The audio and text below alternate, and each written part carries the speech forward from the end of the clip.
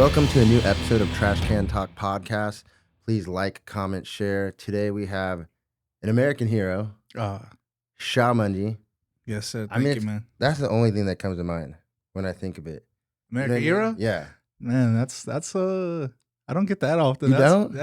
I get like, oh, you're doing God's work, or like you're a hero. American hero hits different than hero, I think.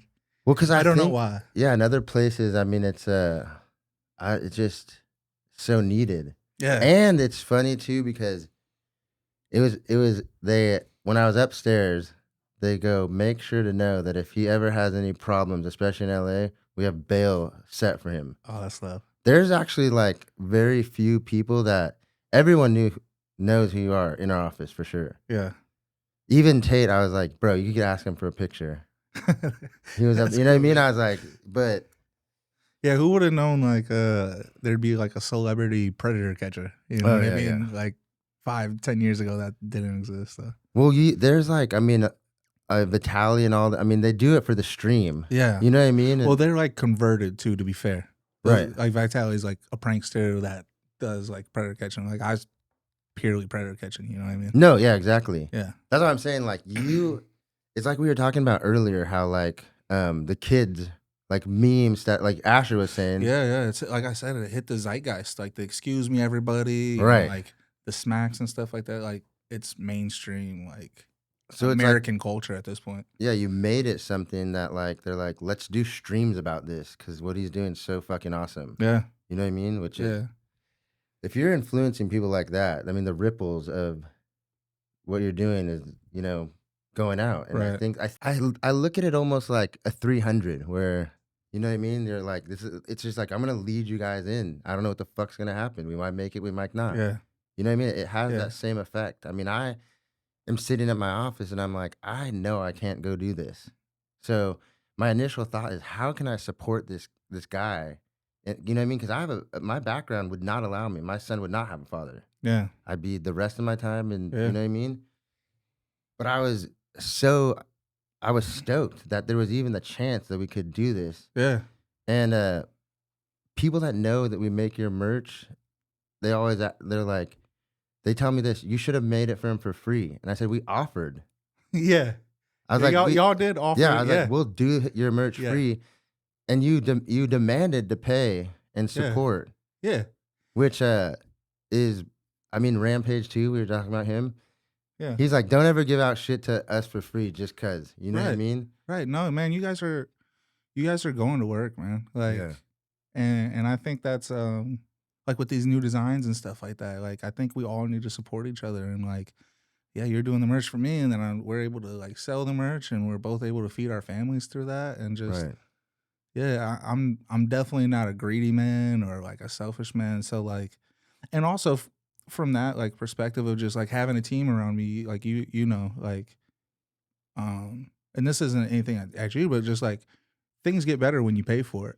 Definitely. Yeah. You know what I mean? If you're asking somebody to do a favor and then you're paying somebody to do a job, like, you know what I mean? It's just less stressful, I think, in that way, you know? Yeah. I see when I looked at it too, though, it's like I feel good that I could be a part of the mission. You know what I mean? And I know everyone's when I tell them like, no, he's like, I'm gonna pay for it. I was like, fuck. Of course that guy is, bro. That guy, you know what I mean? Like the right after is like, that's exactly the guy that I thought he'd be. You know what I'm saying? When you tell someone the story? Right. Which I mean speaks volumes too. It's like I feel like people can like feel your character through the videos and then how you connect to us. Yeah. I feel like that's what I bring to the table different than any other person that catches predators is like, I'm a regular guy. Number one, it's dads against predators. So like, I'm just a dad, you know what I mean? Right. So, I bring more than just like, here's a predator video. Like I come to talk to everybody, you know what I mean? Yeah. And I've been through the situations myself, my family has. And, I just got like an understanding. I feel like I am one of my fans, you know what I mean? Like I'm just one of all my supporters, you know what I mean? Yeah. So, no, and honestly, like you guys give me like a crazy good deal. Like you're not doing it for free, but like, Right. I'm sure you guys ain't charging me like full price. Like I don't know what full price is for your business or whatever, but like you guys give me a great deal. I'm super appreciative. And after like listen, after like touring your guys' office and stuff like that and seeing like all the work that you guys do, I had no idea. Like Right. I had no idea like what was really happening under here. So I'm like amazed and like humbled and I'm so proud to be able to work with you guys. So That's it's a awesome. great deal made, you know. Yeah. I definitely feel like I feel like when you're talking to the camera, anytime that you're talking to it, like if you make a video Yeah. towards your community too, it's like I mean, your views are very similar to mine, where I'm like, I'm not this way, I'm not this way, but I'm for what's right. You know Mhm. what I mean? And Yeah. you could be this, black, white, this, you know what I mean? Yeah. I'm just what's right is right and what's wrong is wrong, in my opinion. Right. Our views just align very closely, you know what I For mean? And sure. I like to, if there's something that you say that you feel people that aren't gonna agree with it, or even you're like sometimes like this fucks you up or hurts you, you know what I mean? Like Yeah. I'm sorry, but I'm saying it. Yeah. And I'm like that I just fuck with real people. You know what I mean? Yeah. Even if that is like it's cool to be okay with people's whose views don't identically align to yours. I just was talking about my boy about this. Like the biggest problem I have, like, I don't know, it's an exaggeration. The biggest problem I have is just people nowadays act like we can't disagree. Right. You know what I mean? Like, Yeah. I think it'd be boring if we all like the same football team. It would be so It'd boring. be so boring. You know what I mean? So like, I feel like, you know, people disagree nowadays and be like, I can't like him. He don't believe in this. And it's Right. just like, so like, Right. So what? so what? You know what I mean? And it's just you got so much more to offer, and it sounds corny. Like we got so much more in common than what we have not in Yeah. common. Why are we focusing on like I don't know whether it's politics or like cultural stuff. It's just like why ruin a relationship because of an opinion? You For know what I sure. mean? Unless it's like an off the wall one, but like you know, it's everything's so hyperbolic these days Yeah. of like you said the wrong thing and it's like you must be a terrible person or Right. like you're uneducated on a situation, throw you away, you're a piece of trash person. I just feel like that's just the wrong way to live. And I have a lot of grace because like people watch my videos and they're like, oh, you think you're a bully, and it's like, no, let me talk to you about it though, like let me have Right. like I can see why you think that, you know what I mean, Yeah. but let me give you the full perspective. And I think like a lot of people wouldn't do that. A lot of people Yeah. saying "fuck you" right back. You know Yeah. what I mean? And I feel like that's one of my strengths is like understanding even criticism or even love and just putting it on the table and just be like, let's talk about this. You know what I Yeah. mean? Like we can disagree, but I like people to like. I always say this. Like these noises that we're making coming out of our mouth, like Right. all that is just a way for you to understand me. Right. You know what I mean? Like this is all this is. The language was created for you to understand my emotions and my feelings and vice versa. Yeah. You know what I mean? So I feel like the further we get away from that, it's just like it's just terrible, you know? Yeah, and it's like, I don't know, I mean, there's been 2 times where in my life someone knocked some sense into me. I remember the first time when when I was 18, I thought I could beat my dad's ass. You know what I mean? Yeah. And I remember being like, I had been doing, jujitsu and all the, you know, because he trains us martial arts, but I remember being like, "I don't wanna listen to you, and Yeah. I'm gonna fight you." And he's like, "No, you're gonna listen to me." Yeah. I remember falling down and the next day being like, "God damn, I'm listening to this motherfucker right now." Now, there was another time when I was in my active addiction Yeah. and I was walking down the street and I was probably like 125 pounds, maybe 130 soaking wet. Wow. Yeah, and And you're like, what now? Like 200? 250. 250. Yeah.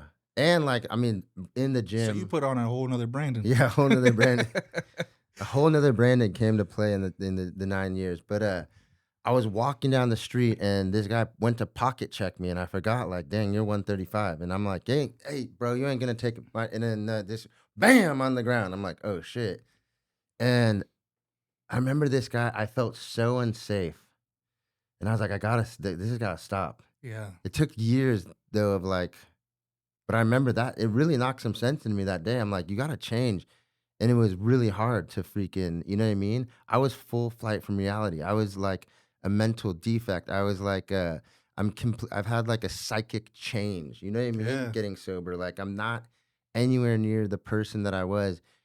And there were some other things, but I remember those 2 times in particular when someone knocked some sense into me. You know what I Yeah. mean? And how imperative it was for my growth as a human being both Sure. times. Sure. Because when my dad did it, I realized like, oh, this guy was actually here to teach me everything I need to know to be a man, and he just showed me who the fuck's boss. Yeah. But on some real primal, like, you know what I mean? Like, Yeah. I know he didn't want to do that. Right. I to this day, I know he felt horrible. It was a slaughtering, bro. You know what I mean? Like I was just like, yo, I'm 18 and I've been training since I'm 5, not realizing my dad was 41 and training since he was 5. Right. You know what I mean? Yeah. I'm just like, fuck this old man. You know, like I'm 41 now. Yeah. I remember at that time I thought 41 was the oldest you could Oh, get. yeah. You know what I feel mean? Like you. I remember when my dad turned 50, I still was like, no, this fool's 40. My dad's like, I'm 50. I'm like, you get older than 40. You know what I mean? In my Yeah. head. And it's so fucking crazy to be here. 41, to be a dad. Mm-hmm. You know what I mean? I feel like he equipped me with a lot better tools Yeah. because I know what I liked about my childhood and what I didn't like. But you know what I mean? Is like, what was your childhood like? Where'd you grow up? So I grew up in Ohio, man.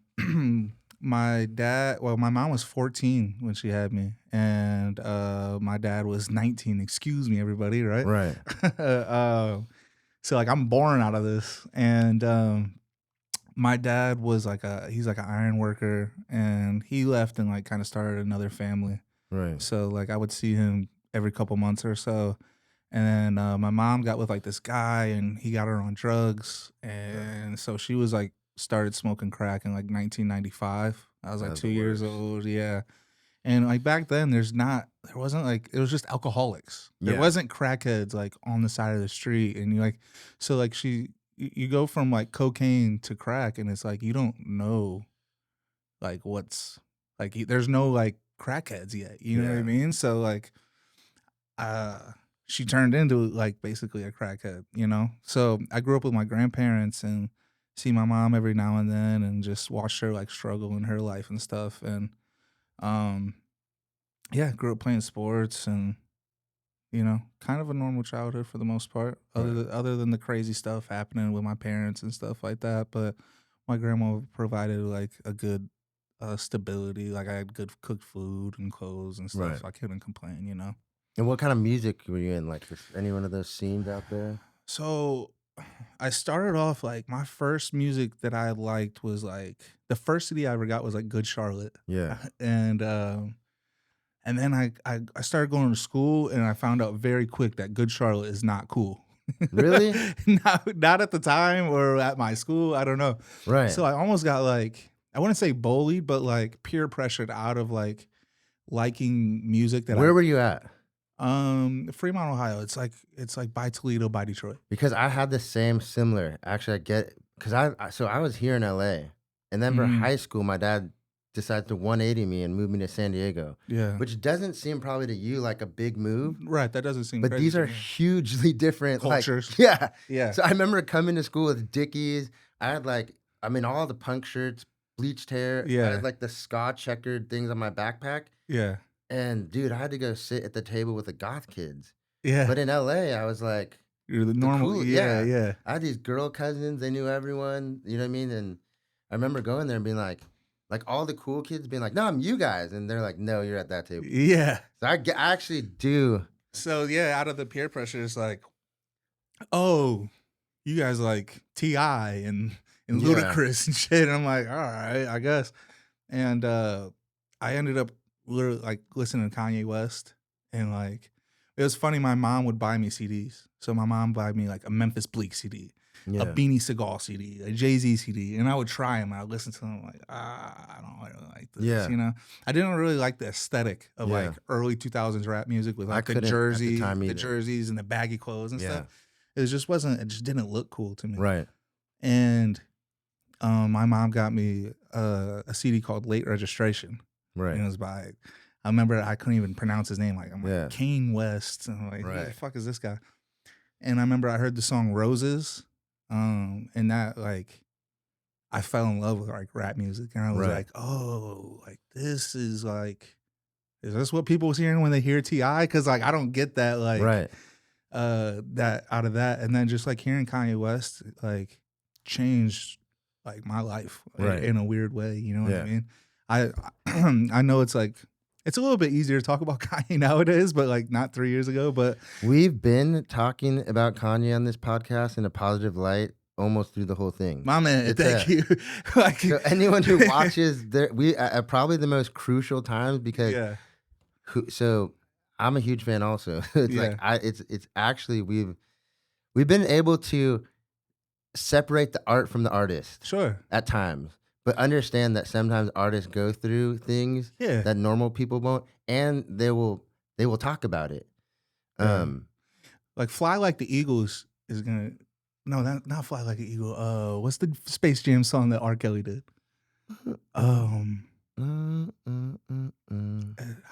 can't remember. Into the future. No, because that's the Fly Like the Eagle. I can't remember. R. Kelly did a Space Jam song, and I've stood on it. I'm like, yo, R. Kelly is a piece of shit, but like that song is staying. Oh, dude, I mean, hey, like I was with my boy Freddie Gibbs. He's like the same thing. He's like, dude, R. Kelly's the music is. You know what I mean? So you heard Kanye that shit. Oh yeah, he's the greatest. In my opinion, he's the greatest musician of all time. I wouldn't say he's the best rapper. I don't think he's the greatest rapper, but like from a sonic Freddie perspective, Gibbs, best rapper. I respect Freddie Gibbs. I'm gonna go Kodak. Okay, I'm wow, gonna go that's Kodak. out there. I never hear that shit. I would go Kodak Black's the best rapper in the world right now. But yeah, man. So I grew up in like, it's different like here in LA. It's you got like Armenians and are all kinds of like Japanese, Chinese, and this and that. We have a spot for every one of them. Yeah, there's like a city for Koreatown. Yeah, yeah. And where I'm from, you have whites, blacks, and Mexicans. Right. There's no Dominicans. There's no like different types of Hispanics. It's either white, black, Mexican. Yeah. And we're like divided really almost. It's not like a majority white, majority black, majority Mexican. It's like a Neapolitan town. So like I'm growing up thinking I'm super cultured because I haven't been to LA. I haven't been here. I have like, I don't know, whatever you want to call it. People call me like a wigger or whatever. I just feel like I got a little bit of flavor. Yeah, I just feel like I've took it a lot of in from the culture of like rap music and rock music, and my kids are Hispanic. You know what I mean? Yeah. So like I've gotten a little bit of all that stuff, mixed into like my character and growing up. And then what do you think like when as you were growing up, like changed the trajectory of your life? I got a really good story. I'm gonna have to like make a short version of it. So I was a kid and I would go and I'd ride my bike to the library and I'd rent these like wrestling VHSs, like WrestleMania in like 1990 or something like that. And I would like put them on DVR or my VCR and watch them and stuff. So anyways, I was at the library. I rode my bike down there and I was getting some wrestling tapes. I come outside and my bike's gone. Right. And I'm like, oh no. And my grandpa, he's my step grandpa, but he was like a Marine and like hard dude. You know what I mean? Like whoop my ass if I said something wrong or didn't wash my hands before the table or some shit. So like I didn't put my bike lock on because I was being lazy. Right. And I'm like, oh my God, I'm dead. You know what I mean? So I didn't want to call my house. So like I waited until the library, like my bike got stolen and they called the police. And I'm from a town of 16,000 people. But so anyways, they call the police show up and they're like, I tell them my name. They're like, how's your sister? And like, I'm like maybe 8 years old. And I know right then they're talking about like my mom, and they're talking about my mom because my mom's a drug addict and constantly involved with law enforcement. Right. So like for the first time in my life, I felt shame for like my name and like who I was and like my existence of like, oh, I'm less than because like I'm associated with like this name, you know what I mean? And I grew up and I didn't think there was nobody to look at to be like, oh, I could be successful like this guy or like this guy. So I'm growing up and I'm a bad kid, man. Like I'll tell you the worst thing I've ever done in my life. I broke into a house on Christmas Eve. My friend said, this guy's growing weed in his house. And we broke into this guy's house to steal his weed on Christmas Eve. And it gets worse. We couldn't find any weed. And we took fucking Christmas presents, bro. Right from under the tree. Right from under the tree, like the fucking Grinch, man. God. So just to give you a perspective of like the piece of shit that I was as a teenager and stuff like that. And at I went to jail for receiving stolen property because some guy was stealing from cars for me, and then I was gonna give him weed for like the GPSs and all kinds of stupid shit. Just up to no good. Had no like future or anything like that. Just doing drugs and I go to jail and I get out of jail and like that's not what did it. You know what I mean? Like whatever. I got healthy. Now I'm like about to be even crazier, you know? Right. And I got this girl pregnant and we weren't in a relationship. It was just like a one-time thing. And I was like, I just had this epitome of just like, like I'm like this because I had nobody else to like Right. look up to be different. So I didn't want that for my son. Like I knew I was struggling, I knew I was miserable, and I could look around and see like all my other friends happy and starting to go to college and having like real like prospects and stuff. And it just like left me fucked up of just like my kid's gonna look at me, be like, bro, what the fuck did you did? Cause I'm going to school and my best friend's dad is Yeah. this and that. You know what I mean? So like I didn't want to do that to my kid. Like it was done to me. And something in me like changed overnight. And I just became like super focused on like being a father. And I had a daughter like a couple years after that, and everything's going good. I'm not doing drugs. I'm not doing any crime, and I haven't done crime, I guess, other than beating up predators since then. So, so fast forward to I'm like 25 years old, and I have another epiphany, I should say. And I'm thinking like, my kids are gonna grow up one day. And the only thing that I have positive in my life is my kids and like the role I play as a father. Cause at that point that was filling my cup. I never had a dad. I never had a mom. So like the fact that I'm like at home and every day and I don't go out, I don't do this and that. I'm watching the cartoons. We're reading books together. We're doing the path. At that time, that's all I needed. You know what I mean? And I really felt like I was Elon Musk, the first trillionaire in the world, you know? Yeah. And then it got to the point of where I realized like my life revolves around them, and that's good, but it's also bad because my daughter and my son are going to turn 18 one day. And it's like, I can't like be around them all the time. They're going to have to go live their life. They're going to go have kids one day. I don't even like to think about that. Yeah, exactly. Right, and it's just like, when my daughter has a kid, it's like, she can't come over and watch movies with me. Like she's going to be busy. She's got to go to work. She'll pay her own bills. She don't want to live here forever. So I realized like I got to go do something for myself. Like I'm living for these kids, and when they're gone, I'm going to be empty. So I went to school. I wanted to be a high school teacher. I wanted to coach football. When did that you was start like my thinking dream. about that with the kids? Like 25. Fuck, you just like rocked me. I was like, damn. Yeah, I'm gonna lose my best friend pretty soon. He's 18. Yeah. I mean, you'll always have that relationship, but it's gonna be different. I didn't even think about that. Yeah. I'm like, I got to go do something to like fulfill myself. What do I want? Right. And I go have a meeting with the dean of the school, and she's like, what do you want to go to college for? And I'm like, I want to make more money so like my kids can be proud of me. And they're like, okay, but no, like, what do you want to go to college for? And I'm like, that's weird. And I'm like, like I want to have a respectful career. I want people to think that like, I want to feel good about myself. She's like, no. And I don't know why she's done this to this day. She's like, no. Why did you go to college? Or like, why are you coming to college? And I had to sit there and I'm like, well, this woman's asked me this. This woman's asked me this 3 times. Yeah. And at this point, like every answer that I'm giving her, it's like not working. Right. And I'm just thinking, I'm getting at this point, I'm getting a little bit frustrated. I'm just like, all right, lady, fill out the fucking paperwork so I can fucking start school. And she's like, I really want to know why you want to why you want to start school. And I had to sit there and I'm like, okay, let me take this serious for a second. And I sat there for a second, and it maybe even seemed like 10 minutes, but it's probably like 30 seconds. And I'm like, I want to change like the meaning of my last name. Right. Because when people say Mundy, they think of fucking my mom being on drugs and like me breaking into a fucking house on Christmas Eve or something like that. Yeah. I'm like, I want to change what it means when you hear the name Mundy. She's like, that makes sense.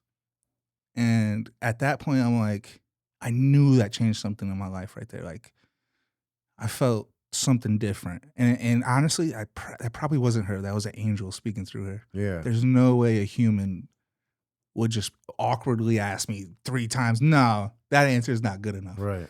It had to be an angel, it had to be God. And I never even thought of it of like, why am I doing this? Like, really, why am I doing this? So it was important to find that. And from that moment on, like, I thought I was gonna do it through being a teacher, and I thought, oh, this makes sense because I'm gonna go up on the school and I'm gonna be like Mr. Mundy. I'm Yeah. gonna write it on the chalkboard. Right. And that was like the vision that I had. And it kind of coincides with this story is, well, I started catching predators because something happened in my family. And I would go around and this guy didn't get in trouble. And I would go around to his jobs and I would like show him like the police report and stuff like that. So he would get like fired and I would chase him around. While I'm in college, this guy who I've been chasing around for like 3-4 years at this point walks into my class. And I go to the dean, who I had a good relationship with because we had that great conversation. I developed a good relationship with her, and I tell her the whole situation. Like, this guy did something to a family member of mine. He didn't get in trouble, and like he's sitting in the classroom with me, and like not only for me, but like for him because I want to kill him. He should probably like not be here. She's like, well, he has every right to be in the room as you do. So she's like, I don't want you to make a scene about this.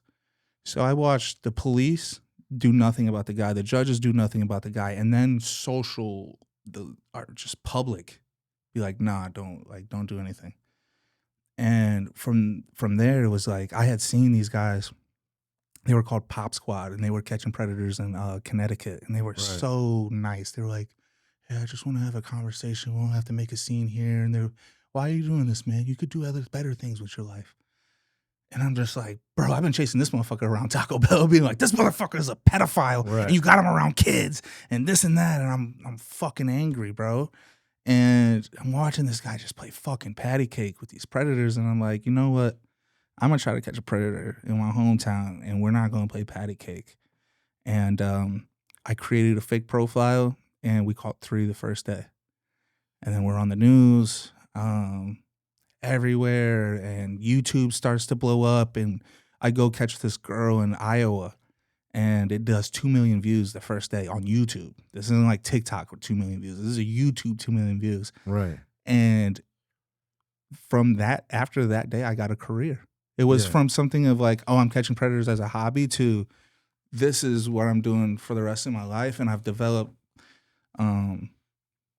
so many different opinions and experiences, I guess, through that period, because it's been about 7 years now.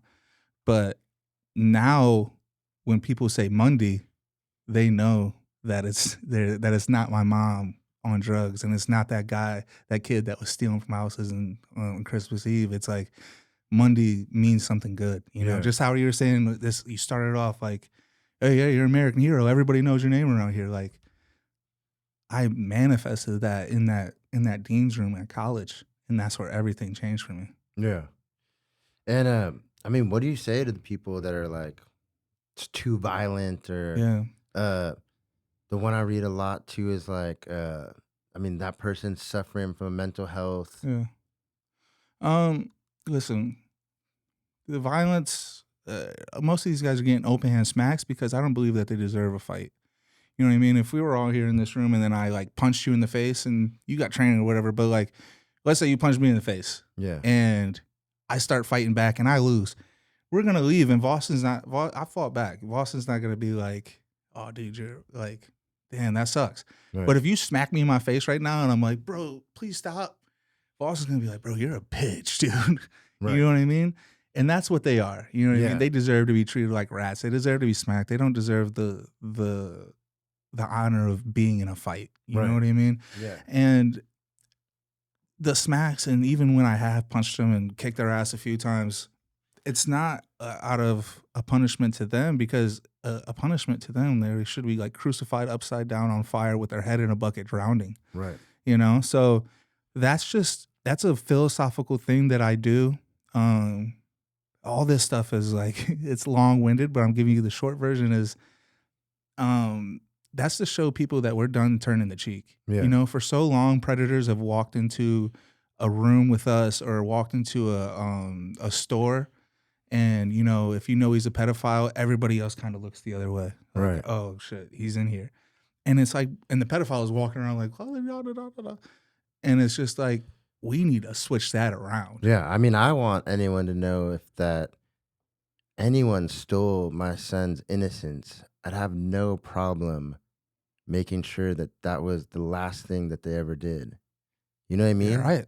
I'd have Yeah, no problem going back to a place I never want to go if you stole that from my right. son. You know what I mean? I wish that I could say that I could do that like you for every kid on the planet Earth, but unfortunately, if I did, then my son does. I mean, I have Yeah, one more chance. yeah, And that's why too, I even went into working in this field because I want to be able to have I want to have a large spiritual currency bank account. You know what I sure. mean? I don't financial, it comes and goes up and down. I've had run Yeah, big businesses. I've robbed this, the same thing, huge things. I've had big come ups, right? But like, I just, you know what I mean? I want my spiritual currency to be yeah. big. I And just read I just read this thing in the book the other day, and he said life is like juggling five balls, right, and you have work, family, friends, health, and spirit, right? And so many people make the mistake of like trying to keep all the balls, and they don't right, realize that the work ball is rubber. All those other balls are glass. You know what I mean? If those drop, they right. get scuffed, they'll break, and you can't smooth out the glass. The work ball is going to bounce. You know what I mean? And it might bounce low, and you're gonna have to go back and pick it up, but it's not gonna hurt it. Yeah. So like that's one thing that I've learned that I try to implement and I struggle with to this day actually is just making sure when I'm juggling, I keep those glass balls in the air. And if anything has to drop, it's work. And then with a lot of the mental health ones, what do you know? What I mean? What is your Yeah. response? Um if there's a disability or something like that, like I've had situations where I didn't post the guy because, I thought that he was severely disabled. And I contacted the guy's family and they couldn't do anything about it, this and that. They're like, well, he's not in our control. And I'm like, okay, well, this guy, I knew, I walked up to him, I'm like, hey, you here? What are you doing here? Yeah. And he's like, oh, I didn't know it was a boy. And I'm like, all right. I'm like, what's 3 times 4? And he's like, 10. I'm like, okay. So I don't post the video on this and that. Yeah. And a week later, he's writing a different decoy and he Well, wants to meet up with the kid again. And it's just like, this has nothing to do with like picking on somebody with a disability or anything like that. It's just like if they're a danger, you know what I mean? he They're a might. danger. And my thing is like, you know what I mean? Just from a real, like, uh, primal approach to this, you know what I mean? Is I think he might remember this Yeah, if I just give, you know what I mean? This yeah, actually might be the therapy that there's a lot of sure, forms of therapy, bro. You know what I mean? There's like right, electroshock therapy. There's yeah. this. I just showed you the TMS and this. Rapid eye movement. You know what I mean? So I'm Yeah, like with me, like when I was on crystal meth and on drugs, like I said, I was full flight from reality. yeah, I thought the FBI was after me. Like, I remember when that dude beat my ass. I was like, this is not good. yeah, But you know how long it was before that till I came to that realization? I thought, bro, I was homeless walking around with no shower for 6 months, not wearing shoes. And this guy beats the living shit out of me, bro. And from that day on, I was like, this is not the move. mm-mm. But I was going through life for years being like, this is the right thing. You know, not even, it took this guy beating the living shit out of me to go, what the fuck am I doing, bro? Yeah. Like, this I, guy stopped me in my tracks and fucked me up. This guy decided to open a car door because it was unlocked because I was trying to get away into my face. oh fuck. You know what I'm saying? Like Yeah, that day was like, I was like, oh my God, what the fuck is my life? yeah. When the cops came, they arrested me. No shit. This guy didn't look like a drug addict. This guy was just pocket checking me. Yeah, You know what I mean? Like it knocked the sense into me that night. yeah, And I mean, at that point too in my life, people were talking about putting me on conservatorship. So I'd be very similar to someone that would have a mental. I was. Yeah. You know what I mean? As far as like the mental health system saw me, they're like, this guy's not fit to make his own decisions. You know what I mean? I was like very borderline too, and I'd already tried to take my life a couple times because I thought that was the way out of that lifestyle. Yeah. You know what I mean? So like, from someone that's been in that like dark spot. Because I never did anything like these guys are doing. I Right. knew not to. Yeah. You know what I mean? But I mean, I needed that guy to beat the fuck out of me that night. Yeah. I'll never forget it.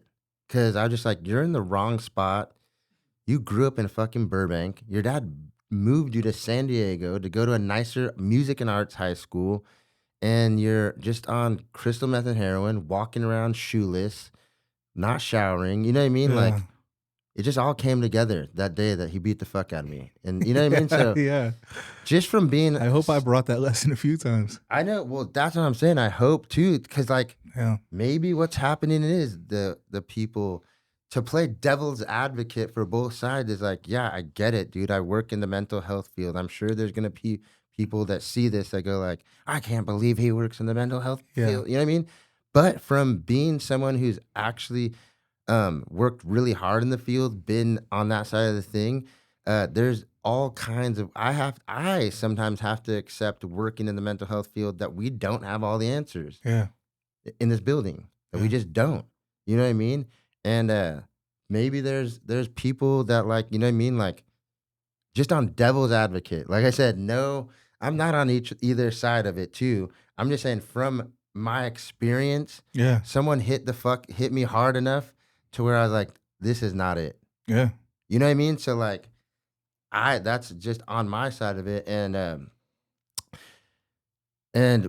like, cause I know too that there's, you know, just even like from, if you post me or this, every once in a while, the worst people will obviously DM, you know what I mean? So then they're like, don't help this guy, blah, blah, blah. Right, and it's like, then you realize like, damn, like there's probably an army of people trying to take down every. Sure. And with that, it's like, so we can find you on, it's like Instagram. And if you want to watch full videos, because we got taken off YouTube. We've been taken off YouTube 3 times. So this is only grass funded. Like my videos on Instagram, they get millions of views and stuff like that. Yeah. But as you know, like Instagram don't pay you shit. So we would love to be able to just make money by advertising and views, but to like keep this mission going, because obviously like I travel the country, you know, and it takes devices, and a lot of people don't understand it's time. Yeah. You know, I have to take 5 days out my life and leave my kids and leave my family and rent a car and get an Airbnb and all that stuff. So we have a paid website. It's like Patreon. Patreon kicked us off too. Wow. It's called Locals. It's like a paid website that's like an offshoot from Rumble. But you can go to locals.com. We have a website that's launching soon. It's dadsagainstpredators.com. Really easy to remember. And you can watch full videos. But I never like to like sell it as far as like, oh, it's $12 a month. So it's like less than a fucking Chipotle burrito. Yeah. And it's like, I never sell it as like, oh, you pay $12 a month and you get all these videos, which you do. But I'd say you pay $12 a month and then you every single catch that I get, like, you're a part of. Yeah. You know, I can't do it without you. Right.